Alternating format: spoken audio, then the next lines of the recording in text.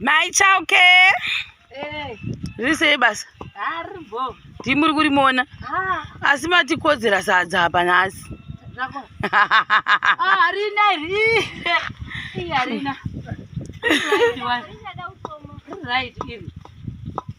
So. Maichauke vari kutibikira sadza. Varidzi vemusha vakagara zvavo vari kungotarisa kuti tida kuona mudaita sei apa. Plakati plakati handi kusaririra.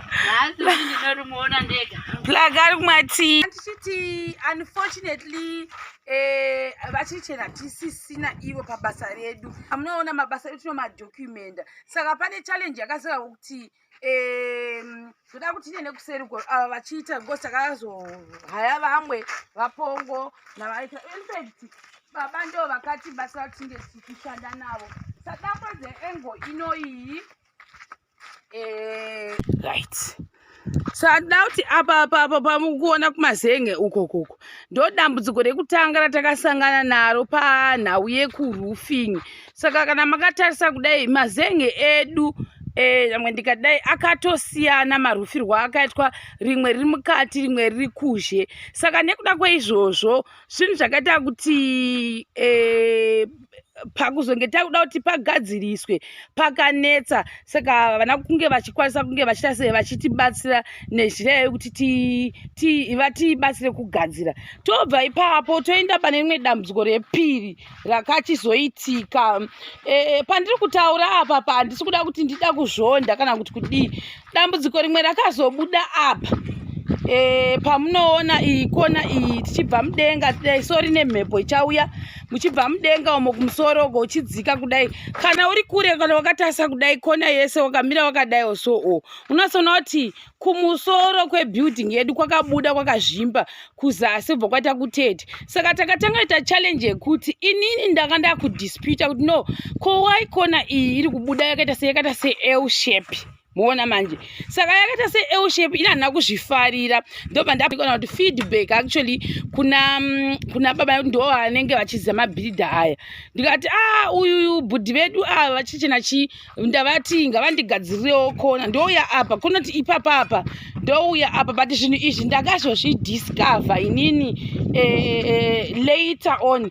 Then ndouya this corner mukatarisa kudai so ikona yese iyi handiti ikona iyi. So this corner iyi manje yese ichibuda yakadai so izvi zvinhu zvekuti ndo imwe challenge yatata kuti yananda kusangana nayo kuroofing kwangu nachitaura kuya apo. Amene kuti kandi pana panooneka ndikumbobvawo mbichana mbobva inibotadza basa rangu ibva ipo.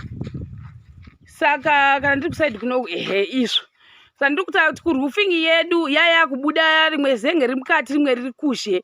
Saka inini hangu personally handitingati nekuti kuita zvinhu zvecharity tikubatsira munhu roofing yobuda yakadai hazvina kundiita zvakanaka. Saka takangoita sei, takangoita report as it was.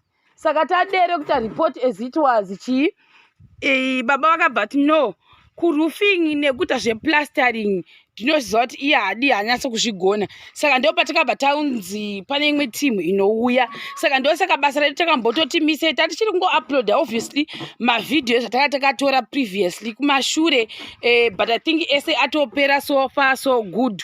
Saka apa idzi kona idzi dzamuri kuona apa iyo dzodzidzidzi I think tambowazibvunza kuti tichafamba sei uye mudhuri uyo kuti kumwe kwakazvimba kumwe kwakaita so zvichadii.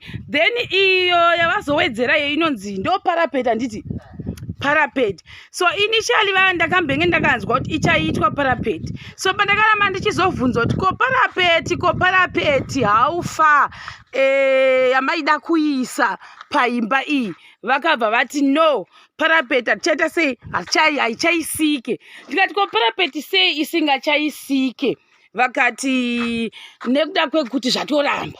So inini pamwe ndisina kunzwa message kuti iri kunzwa zvaramba zvaita sei. So I got confused kuti ndizousa kuti yanzi yaramba nekuda kwei, but mazenge acho natatikapuwa quotation apa aifanira kuita 6, haana kuzoita 6, akatozowedzera akatozopinda mu7. Inini wose munhu aingooonawo ndaingoti kafonwa mababa ndobva ndadzosera feedback kuti quotation yedu yazodai because mwe ngwaone uda kubatsirwa pakufunga uye pakuplana zvinhu, because kana wakupawo feedback wamwana kuti tibatsira anenge wada kuhwisisawo zvakare. So ndo imwe challenge iyoyo. Saka little did I know kuti building yedu yazoresvika rimwe divi. Ndofunga ndosvika pakazoita mamwe mazenge, handisi kuti chakaiitikawo, but vati vachadzama kuona kuti vanogadzirisa sei makona ese, vanoona kuti anogadzikwa sei. From there ndosaka vatanga nekungoti pavasvika nhasi vabva vaita sei, vabva kwidza mudhuri kuti ngaukwidze, because marata zvaakasiwa akaita mhepo ikauya anongowaranyura marata. Saka vanga vakati handikwanise, uye pandakati gasai makona ese abude zvakanaka vangoti zvimwe zvinosiya zvakadero. Ndikati aiwa, ko mavhidhiyo medu patechibudisa uyezve VaPongo mazvona kuti ndinotaura chokwadi zvazviri, because hatisuda kunyepa. Because vanozobvunza kuti chakaitika sei. Tichitaura kuti ndo imwe challenge yanga yaikuitika kuti patata kuda kuti mafinal touches acho anga akuitwa, patakatsanangura kuti gadzisai kana kuti makona angu ese ndikuona kunge abuda ari eu, and handizivi sei kuti makona kana kuti mareview sei achibuda ari eu. Vakangoti sei zvakadero, zvimwe zvinhu ndezvemeso. Saka I got confused kuti sei chinzi sei zvakadero, because at the end of the day kana tiri kuitira munhu chinhu ngachibude chakanaka. Handina kuita issue nazvo izvozvo, vanangopa feedback kuna baba since variwo vanenge vachitibatsira. Ini nangu personally paground ndinenge ndichibvunza maadvice kuna baba nichinzi kuti zviri right kana kuti zviri hazvisi right, because at the end of the day pamwe ndokuna china mberi chinhu, pamwe icho chinhu chatidi chatokanganisika. Sezvatakapota kuti tinge tida kupromotawo vamwe vanhu vanenge vari local but then vachigona zvekuita sei zvemabasa. Saka ndopatakazonha baba no, kana tasvika pastage iyi yekuti plastering roofing kustage kokokoko vakati handisi iwo havasi comfortable kuti zvinge zvichipeswa nabhudhi vangu ivavo. Ndinoda kuputa like yatinoti kana kuti kuisa yatinoti a big disclaimer. Hatisi kuti basa ravakaita panapa rakashata, tinoritenda singaiti, asi tarenda ravo ndofunga riri pakusimudza mudhuri, kuzoita maplastering nekuita roofing, tarenda iroro nemafloors. Baba vakati aiwa ikokoko hatisi kuda kuti anga achibata nekuda kuti havanyatsi kutemba ruoko rwake rweplastering nemafloor.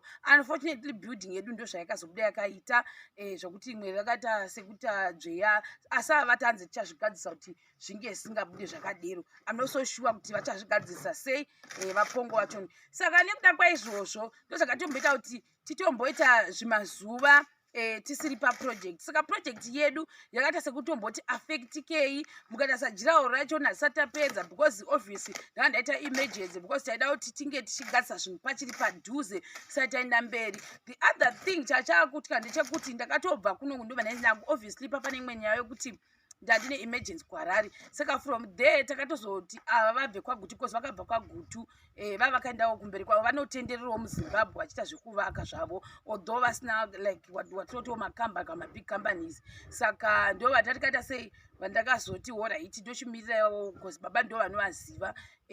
Ndobva ndasangana navo, takasangana zuro, because ndakabva Harare zuro, takasangana patriangle pa10 of. By the way guys, musi wa29 anga riri birthday rangu, ndinotenda family yangu zvakare yakanditi ndinge ndinavo panguva yachoni. Pamwe clip munongo kaona katikitiki ndichingoitawo zvekeki navo tositenda, totendawo zvakare munhu akandiitirawo kana kuti akaita kuti ndinge ndine keki wochienjoyawo chibirthday, because inini personally ndasingazvifunga kuti ndokwasaita izvozvo, uyewo negochgochi nemhuri yangu kana nemabrothers angu zvakare tozvitenda izvo. Asi tichiri ipapo tobva tadzoka panhau yekuti since takadzoka zuro usiku, zvinoreva kuti zvinhu zvedu zvose zvakaenda patinoti on hold, nekuda kwekuti taida kugadzisa kuti tinge tichiwana mabhiridha manyowani, kuti kuti basa redu rienderere mberi, uye tiita kuti tiitewo zvakare kwamaisimba.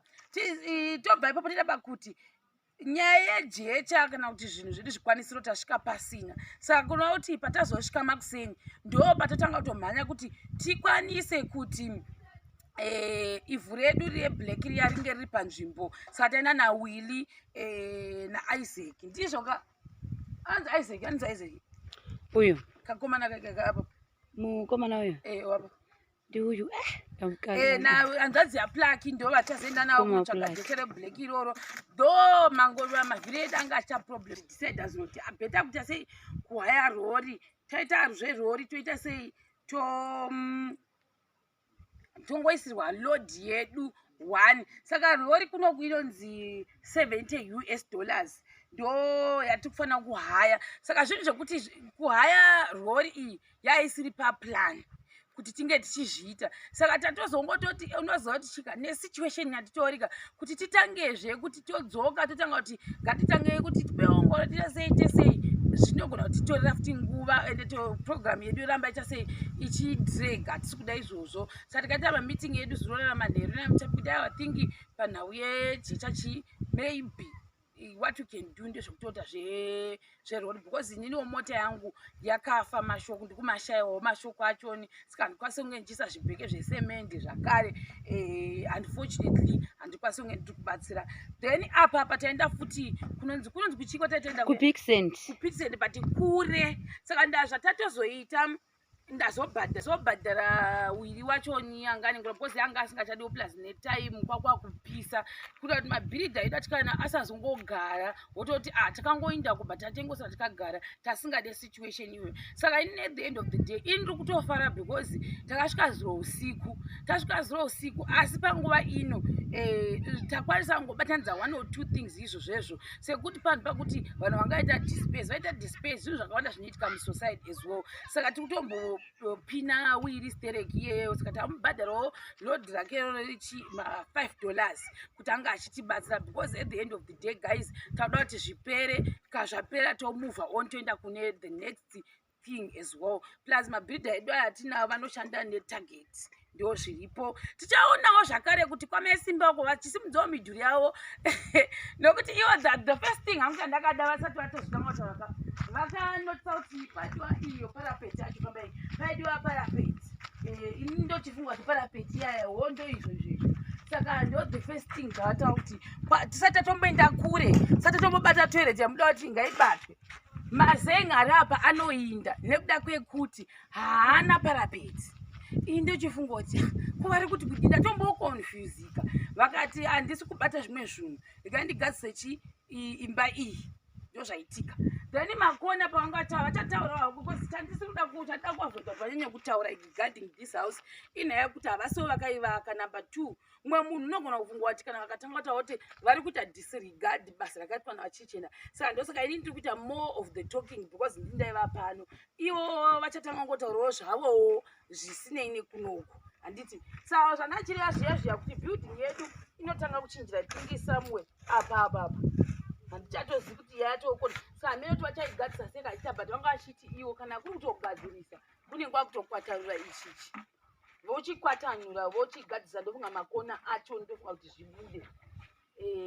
ndo zviripo saka inini I can only pray for the best because mukangotigadzisa zviripo zvakanaka zvinoita isusuwo zvakare tinoda kutenda vachirichena vachoni vatakashandidzana navo kuti mudhuri ungochimira kuti chokwadi kusatenda uroyi asi nhau yekungoti unodawo zvinhu zvinobuda zviri perfect kwete kuti mudhuri yedu yodawo so saka thingi ndo pakaita a little bit of an issue as well plus pataizotumirawo mapicture ndo pakanotisiwa kuti mudhuri wakaita sekuti hameno zvawakaita apapa kana uchitarisa kudaiwo so iri kuita kukevha kudai hamene pamwe ikone yakatotadziwawo I don't know saka these are some of the things zvandakanotisa ndega ndikazvitaura saka pandakazvitaura havana kuda kuzvigadzirisa mazenge musokutanga pandakazvitaura kuti ngatigadzisei mazenge vakaramba kumagadzirisa saka kana ndakuita sekudero manje handizozi kuti ndinozokwanisa kuwana client here kana kuti muShemarian anoda kuvakirwa navo then ozodzoka achichema neni kuti building yangu iwewo chero unoona munhu wakandipa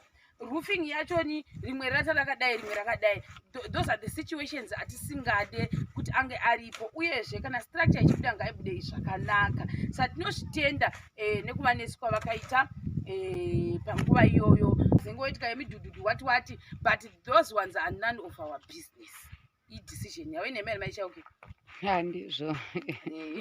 Nene zvokuti vakazongoda kungovanirana wati mabasa neizvo. Saka touya panapa toenda zvakare apa rugadzirirewo apapo.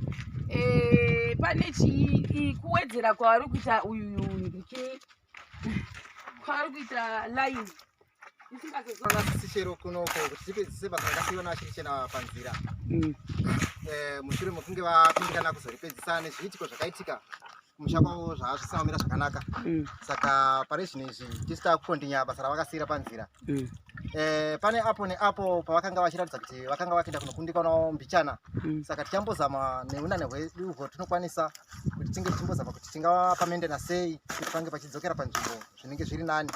Basa iri ringe richiita kuti rionekere kuitira kuti neramangwana kana pakazoitawo rimwe basa vange vachizokwanisawo kutibatsira nekutishedza kumabasa iwayo. Saka tinoona kuti zvinenge zvakapinda kukosha zvikuru kwazvo nekutidana kwavakaita. Imi munonzani? Ndinoitwa Farainjaya. Vakunosvika. Takazongonzwa VaPongo kuti tadanwa naSishero kuti tinde kubasa. Ndo kusvika kwatakaita kuno. Naizvozvo tozvitenda ndo basa ratiri kutoita iri. Kuti zvifambe. Alright. Imi mane makore mangani muchita zvekuvaka? Pari zvinezvi pakuvaka tava nemakore anosvika pa7 years. Tiri pacontract yekuvaka. Saka tinopota tichipinda munzvimbo dzakasiyana-siyana kunana Shurugwe, Gutu, kupi nekupi kunana Bhowera kwese uko. Tinosvika pari zvinezvi kusvika muno muchipinga ikutosvitswa nenhau yekubasa rokuvaka iroro. Saka tinotarisira kuti ticharamba tichitenderera munzvimbo yeZimbabwe tichiita zvekuvaka izvozvo. Saka vandoona sekuti munoshanda muri assistant wenyu. Yeah. Alright. Saka basa renyu sei ndoda kungozwa kuti hangu sei apa tikuziza kuti tatopedza nakoko. Apa sei mati moda kuwedzera kuti rimwe line? Chikonzero chaita kuti tiwedzere mudhuri wedu kuti tinge tichikwidza kumusoro. Inhau yekuti mudhuri wakapfupika pakuziza roofing yedu taona kuti denga rinenge rakagara pasi. Zvinoita kuti roof haizonyatso kunge yakagara zvakanaka. Ndo zvaita kuti tinge tichiwedzera vanhu pasi pamusoro. Saka muchibva panapa makutotanga mbonobata nezvitina zvimwe zvatina zvokutereteka kuti munoita sei? Pari zvinezvi kana tichikapedza apa tinenge takubva panapa tichienda kunobata kutereti nezvitina zviripo tichimirira zvimwe zvitina kuti zvinge zvichienda zvinowedzekwa basa ringe richienderera mberi. Tinotenda. Unekai vanhu? Vaazvoda.